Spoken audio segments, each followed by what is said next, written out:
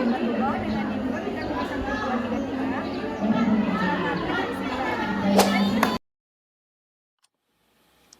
You're on film.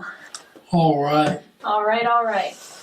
So, I want you to tell me what is going on in this picture. So tell me everything you see. Yeah. Mm-hmm.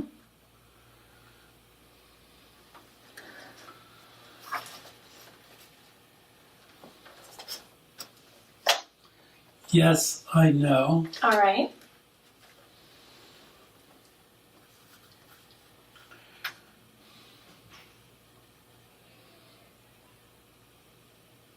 Okay. Well, I don't know.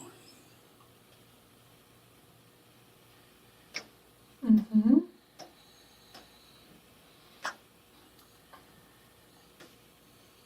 Yep. Okay. All right. All right. Can you Yes. tell me anything else? No? Yes. All right. Awesome.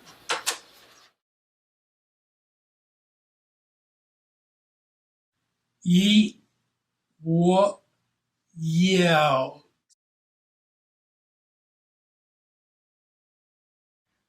I want coffee. Penanganan pasien afasia global. Yang pertama, asesmen. Asesmen bisa dilakukan dengan observasi, wawancara, dan tes. Untuk pasien afasia biasanya menggunakan tes Tadir. Berikut beberapa data yang didapatkan dari video tersebut. Pasien didiagnosis afasia Broca dengan gangguan bahasa ekspresif non-fluent, artikulasi buruk, dan struktur kalimat agramatik. Bahasa reseptif juga terganggu. Pasien tidak mampu memahami perintah satu langkah secara konsisten. Terdapat perilaku stereotip seperti mengulang gerakan tangan atau kata yang sama, terutama saat terstimulasi atau frustasi dalam komunikasi. Baik, saya akan melanjutkan penjelasan penanganan terhadap afasia global yang kedua. Strategi identifikasi target terapi. Dipilih klien spesifik strategi.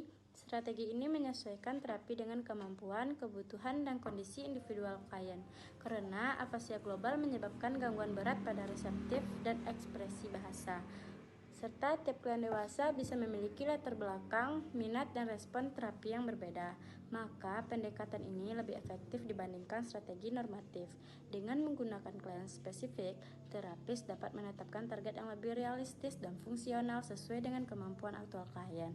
Fokus utama biasanya pada kata-kata, perintah, dan frasa yang berkaitan langsung dengan rutinitas harian, seperti makan, minum, berpakaian, serta nama orang terdekat agar terapi lebih bermakna dan fungsional.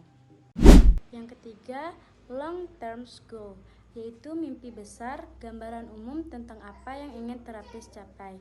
Contohnya, pasien mampu memahami dan merespon perintah dasar serta mengekspresikan kebutuhan sederhana dalam konteks komunikasi sehari-hari dengan pengurangan signifikan terhadap perilaku stereotip saat interaksi berlangsung.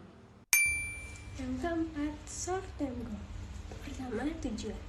Menunjukkan kemampuan memahami instruksi, memilih gambar, dan mengurangi perilaku stereotip.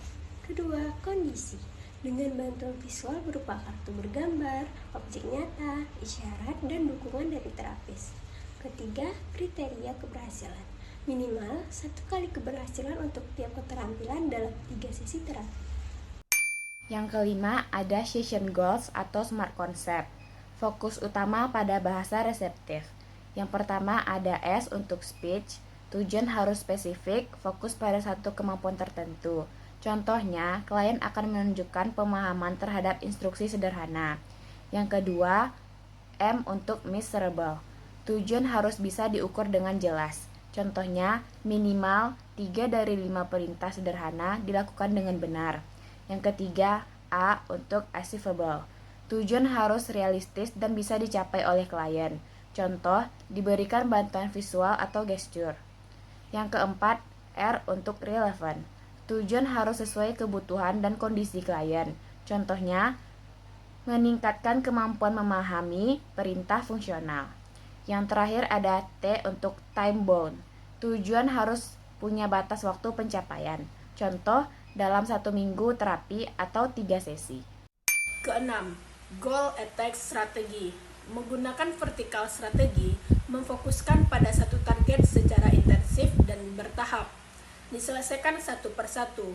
Jika target pertama lulus, maka next ke target berikutnya. Misalnya, minggu pertama fokus pada pemahaman perintah, 1 langkah, minggu kedua 2 langkah, minggu ketiga respon terhadap pertanyaan sederhana, seperti mana yang kamu suka. Selanjutnya, tentukan pendekatan yang sesuai untuk melakukan sesi terapi dengan pasien afasia global. Pendekatan hybrid merupakan pilihan yang tepat dalam terapi afasia global karena menggabungkan kendali terapis dengan keterlibatan aktif dari klien dalam kondisi yang kompleks seperti afasia global. Klien membutuhkan struktur yang jelas untuk membantu proses pemulihan bahasa, namun tetap perlu diberi ruang untuk berpartisipasi sesuai kapasitasnya. Pendekatan ini memungkinkan intervensi yang fleksibel, namun tetap terarah, dengan menyesuaikan materi dan strategi berdasarkan respon, minat, serta kebutuhan komunikatif klien secara individual. Yang ketujuh, konsep struktur penanganan. Yang pertama, jenis struktur aktivitas strategi seperti drill sederhana, latihan pemahaman dengan gestur dan gambar, modifikasi perilaku dengan redirection. Kedua, jenis agen intervensi seperti terapis bicara, dokter saraf atau rehab medik, psikolog, serta keluarga. Yang ketiga, jenis konteks intervensi, terapi individual di klinik dan latihan lanjutan di rumah. Dan yang keempat, model pemberian layanan. Karena kondisi afasia global cukup berat dan butuh pendekatan intensif serta disesuaikan dengan kemampuan spesifik klien, maka layanan terapi diberikan secara individual agar fokus dan efektif. Nah, yang terakhir yaitu konsep lesson plan. Lesson plan ini merupakan garis besar kegiatan, materi, dan tujuan untuk sesi terapi tertentu. Rencana ini berfungsi sebagai peta jalan untuk sesi terapi. Selain itu, lesson plan juga berfungsi untuk menyoroti atau menjabarkan secara detail. Sesi terapi itu bisa diberikan dalam waktu yang singkat. Nah, adapun beberapa komponen dari lesson plan. Yang pertama yaitu goals. Pada komponen ini, terapis harus menentukan atau membuat dengan menjabarkan secara rinci long term goals dan short term goals-nya.